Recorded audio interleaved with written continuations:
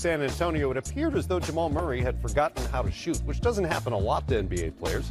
He was just 8 of 31 until he made up for it in the fourth of Game 2, scoring 21 of his 24 in that final quarter in the Nuggets' comeback to avoid an 0-2 hole. Ahead of tonight's Game 3, Murray talked about recognizing and overcoming the moment. I think in the fourth quarter, I just took a look around. I took a look at where I was, the towels waving, the score, the time, the quarter, and I made the most of it. I just went out there and played, and I stood from the moment I made my first shot. The crowd was up on their feet, so that's when I felt it. Where everybody's looking forward to me to get going. Everybody's looking at someone to get going, and I made my first two, and at that point, everybody knew it was going to be a good quarter for me and for the team, and our defense picked up, and the fans were backing in, and I'm fortunate to come up with the W. He may have changed the series. What does this mean for the rest of the games moving forward that Jamal Murray is Jamal Murray again? Yeah, for him, as we all know, as young guys going into the playoffs for the first time, confidence is huge. So now the first couple games, actually the first 7 quarters, his confidence was low because he hadn't made a shot. But now he hits big shots. He goes on a 21-point fourth quarter. His confidence is there now. So, obviously for them moving forward, you want Jamal Murray being at his best, shooting, feeling confident, making the right plays, unafraid of the next moment, because in the playoffs you may miss 4 or 5 shots, but they still need him to take his shots. So I think moving forward, the biggest thing for Jamal Murray is he has his confidence back. Oh, I think for me, Jamal Murray is their best one-on-one guy. And so the fact that he got off in that quarter and the fact that, he's starting to see the game and starting to slow down for him, that's dangerous for San Antonio. Denver's a huge assist team. They move the ball, they pass the ball. But once they get late in the shot clock, especially in tight games, if they can give the ball to Jamal Murray and say, hey, young fella, go get us a bucket, that's going to be tough for San Antonio to defend. Nuggets also found their pace in Game 2, 0 fast break points in Game 1, 21 in Game 2. Does that travel to Texas? Well, it'll be tough. Obviously, San Antonio will try to, adjust to that and do a better job of getting back in transition. And, Matt, most of them, obviously, here was a live ball turnover. But a lot of those transition baskets were off of just, rebounds, defensive rebounds, and getting out and running. So San Antonio, a team that has struggled at times this year with transition defense, that'll be a point of emphasis. But that's what kept them in the game, because most of those transition baskets happened before Jamal Murray got hot there in that fourth quarter. Right. So, yes, continue to push the tempo. It's going to be harder to do on the road. And the 21 fast break points, which is something they're not really accustomed to doing throughout the regular season, will be difficult. But yeah, easy baskets before that defense gets set up is going to be imperative for for Denver on the road. Spurs didn't help themselves in the fourth quarter either. They only turned it over 10 times for the game, but 4 of those were during that comeback for the Denver Nuggets. Well, the road team usually feels good about a split in the higher seeded team city in games 1 and 2. That's just the way these things work, right? You want to get the split. It's especially true now that the series arrives in San Antonio.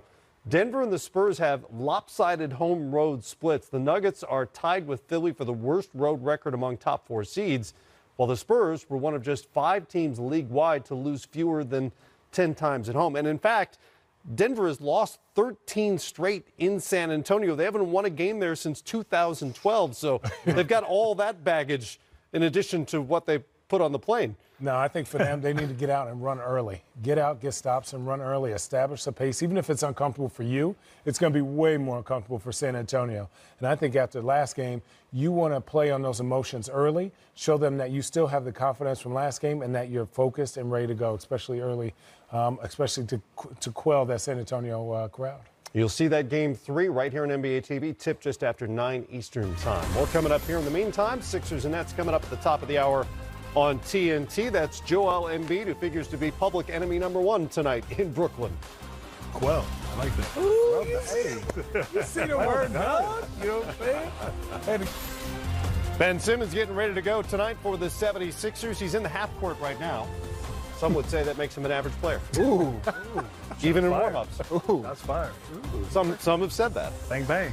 That's friendly. Sixers disagree. Game 3 coming up tonight on TNT. Greg Anthony is standing by in Brooklyn to call Game 3 on TNT. GA, when the grievances become public the way they have in this series over the last couple of days, how will it affect things on the court tonight, including how the referees might approach this game? Well, I think this is going to be a pretty physical game, as physical as we'll see in the modern NBA. I felt like Philly came out and punched Brooklyn in the mouth, and they didn't handle it well, especially in that third quarter. But I think you'll see Brooklyn try to respond. The question, though, is Brooklyn's not a physical team by nature. They're a bit more of a skilled team. They like to get up and down. So I don't think they want to overplay their hand and get out of character. But I do think this game, in a lot of ways, I think is a must-win. Because if you're Philly, you don't want to give a young Nets team confidence that they could actually win the series. And if they come out and win Game 3, that's what happens. And if you're Brooklyn, this is an opportunity for you to keep home court and put that pressure on Philly. Everybody knows all the speculations about whether or not Brett Brown's going to be back, what personnel are coming back as well when you look at Philly. So this is a monumental game for the Sixers here on the road. Greg, this is Grant. Hey, I just want to know, obviously playoffs all about adjustments. And I thought in Game 2, Philly did a good job on D'Angelo Russell. They really harassed him. They even at times put Ben Simmons on him, give him a different look with their length. Any talk with the Brooklyn coaching staff and the folks there just about what adjustments they may make to get D'Angelo Russell going like he did in Game 1? Grant, I think it's a great point. I think they got a little bogged down. You know, they got too much into the one-on-one play. If you look at the numbers, they had 27 assists in Game 1 on 40% shooting. That's an amazing number when you look at how poorly they shot the ball. Game 2, they shot 47%, but they only had 20 assists. So that tells you that they were much more ISO-oriented, which I think bodes well for Philly. Philly's long. They're not the quickest team. And so if you play more ISO basketball against them and you play later in the shot clock, their size becomes an advantage. Brooklyn's a team, a fifth of their points come the first 5 seconds of the shot clock. And then over half their points come in the pick and roll. So I think you're going to look for them to play faster, and you're going to look for them to be more involved in that pick and roll game because that's been their recipe for success against the Sixers. Hey, Greg, this is Channing Frye. If you are Philly, right, how do you put pressure on Brooklyn to get the ball in the post? Have they talked about feeding Embiid more early and often? Yes, Channing, that's a great point. And listen, they are just a markedly different team when Joel Embiid is engaged early and often. And listen, he's their best player. They have to play through him inside out. Game 1, he settled, I thought, a lot more for perimeter shots. Didn't have 2 feet in the paint enough.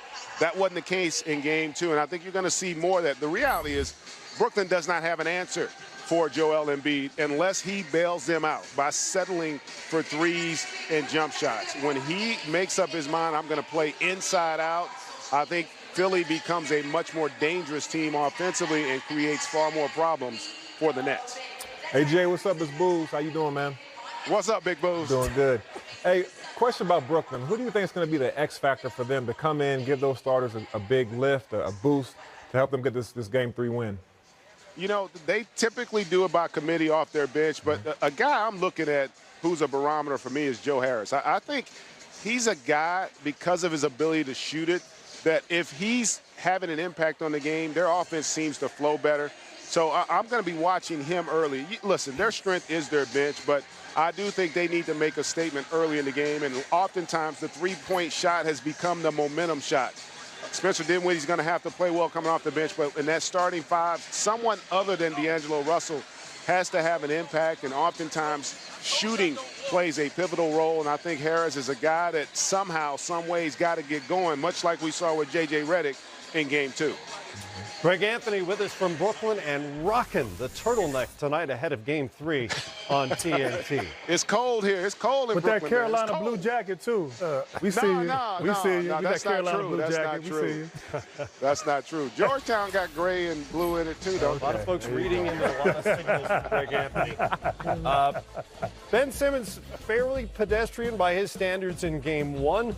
A triple-double in the Game 2 route. And perhaps not coincidentally, Jared Dudley spent about 20 possessions guarding him in Game 1, giving up just 2 points, while Dudley missed Game 2 with a calf injury. And, of course, as you know by now, he said between games that Simmons is, quote, an average player in the half-court, great in transition. So what can the Nets do defensively to make that so tonight?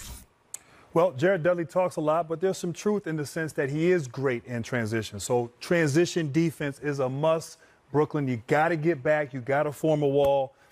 Simmons is so good and he's so long. Once he gets his foot in the paint, consider it a layup. So, Matt, let's say you're coming out and guarding me here. Obviously, I'm not a shooter. You don't want him to just get a full head of steam coming downhill. So a little, staying close, but not too close. But certainly backing up as Simmons goes. And then the defenders obviously want to be close enough. Philly's not a great three-point shooting team. So you can form a wall. I like to say there should be 5 sets of eyeballs on Simmons when he has the ball and he's going downhill. And there's enough time as he's going.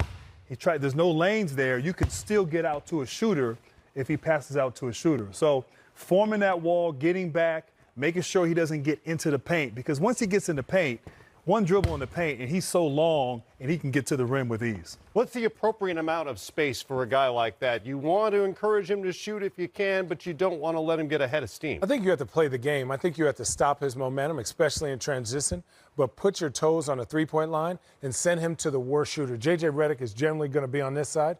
You want to send him this way because Joel Embiid is going to be on this end. If you send him to his right hand, you have lesser shooters on this side. You have Jimmy and Tobias. I think they're great. But they're not generally three-point shooters like that. Let's say he does beat you. Now you have your big man, Jared Allen, and people to drop back and box out Embiid on a short, weak side. Oh, well said. I mean, I think at the end of the day, you want to force him to shoot jump shots, but also have the wall so he can't get in the lane. Make other guys beat you, which is what you want to do. You don't want to have him getting layups and dunks in transition and being able to feed everybody else. And one other thing, too. Once he's out of transition in the half court, I play way off him. Oh, way off. Embarrass him into shooting the basketball. Yeah, absolutely. You know what? He has the ball up top. I'd be right there in the paint. Make him shoot it. Make him beat you from outside. He shot 21% from mid-range during the regular season. So there's something to That's that 21% strategy. better than me right now. And one more thing, he can't make free throws. There's that factor as well. More coming up here. Lou Williams Swing. and his benchmate Montrezl Harrell were huge in the Game 2 comeback against Golden State. Find out how their chemistry predates their time at the Clippers next. His jacket's too tight, man. European cut.